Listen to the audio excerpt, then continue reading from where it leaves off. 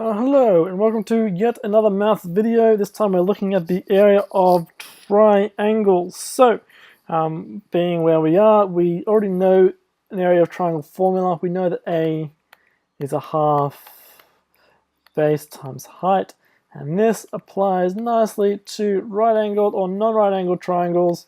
But what we require for this rule is that these two bad boys here, B and H, are perpendicular to each other.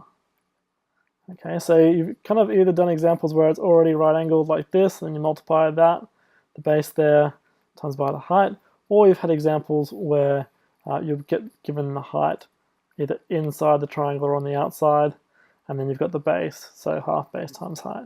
That's all well and good, but we can be a little bit more efficient, a little bit sneakier, because let's face it, you're not always given that height so nicely. That's a little bit kind of leading you into a false sense of security. Life is a little bit too good there. Let's make life a little bit harder, really. So for non-right angled triangles, there's a similar but different formula.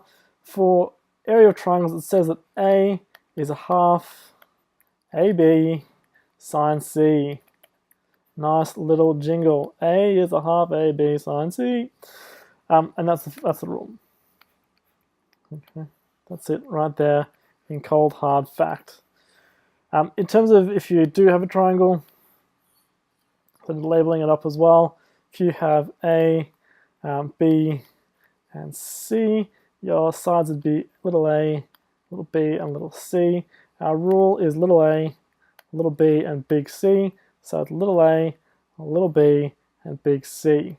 So basically what you need to find the area is little a, little b, and c, two sides, and the angle between them. So two sides and the angle between them, that's the way you calculate the area of triangles using this rule. A is a half AB sine C. Now, like all our theorems, we do need to know the proof for this. We need to have seen the proof. So just proving this quickly, it's a nice, easy proof in the big scheme of things. So rest and relax in that proof. So our proof here, what I'm going to do, I'm going to construct an altitude h like I've done all my other proofs in this unit so far, really. So construct an altitude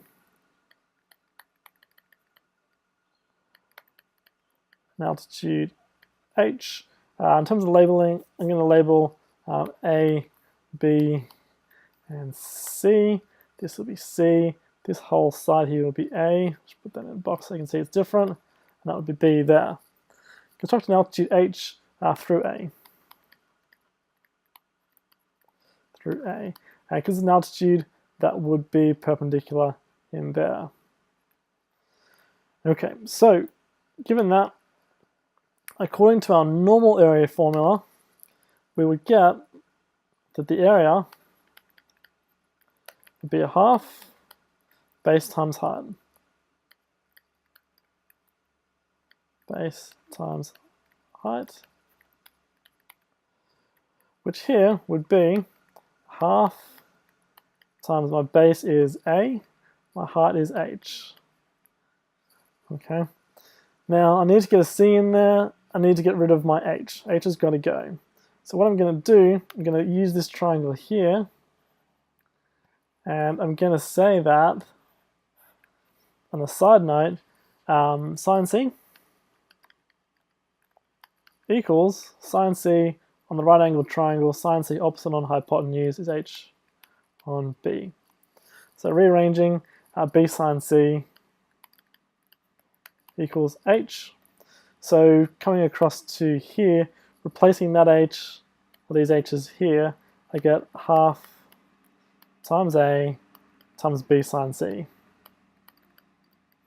Just by a little substitution in there, and that simplifies to half A B sine C. That's my proof done. That's all there is to it. Okay. I think it's a little bit of a nice proof, really. You just got to get that substitution in there correct. Okay, a nice short video. What a bit of a change. The last ones have been really long. So the things you need to know, that's the rule. A is a half AB sine C. I'm pretty sure it's given to you. Double check the formula sheet. Make sure it is given to you. you need to use it two sides, A, B, and capital C. It's two sides and the angle between them. If you get those two sides, the angle between, you're good to use the area formula. You might need to, if you don't have those exactly, do a little bit of sine rule, cosine rule, work out what they might be.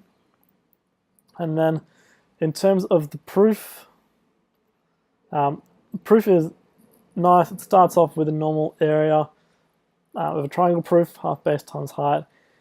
When you do your construction here for your age, you need to get rid of that age and to eliminate it somehow, because age doesn't appear in your formula, of course. And you do have a sine in your formula, the sine's there. So you're going to need to do something in terms of sine. So I said sine C, H on B. That then gets substituted back in. If you have trouble with the proof, go back and watch it again. Feel free to pause, write it out, play around with it a bit yourself. If you've got questions or anything, let me know. But that is the area formula. It's nice, it's easy, it's good. Thanks for watching, and I hope you do well with your examples. Thanks.